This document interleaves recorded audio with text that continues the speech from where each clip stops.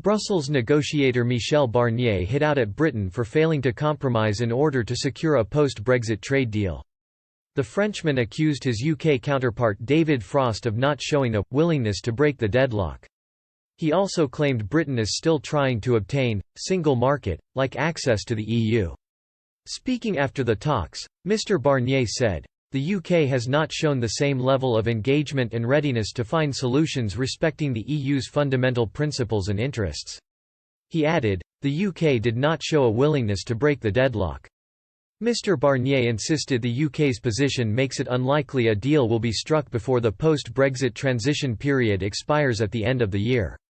The Brussels bureaucrat urged Britain not to waste time with October, the deadline to broker an agreement. He said, "This means simply that by its current refusal to commit to the condition of open and fair competition, and to a balanced agreement on fisheries, the UK makes a trade agreement, at this point, unlikely." With the potential for no deal increasing, Mr. Barnier insisted neither he or Mr. Frost had shown any signs of wanting the talks to fail.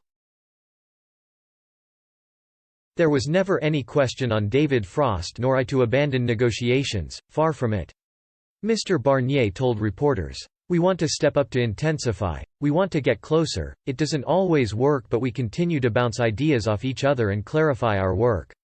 Mr. Frost, the Prime Minister's lead negotiator with Europe, said talks would drag on beyond the summer after the two sides failed to reach an agreement. But he refused to be defeated, insisting a deal would still be possible by September.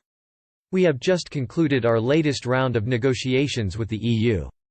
These were the first formal trade discussions to have taken place in London during these talks and were part of the intensified process agreed for July," Mr. Frost said.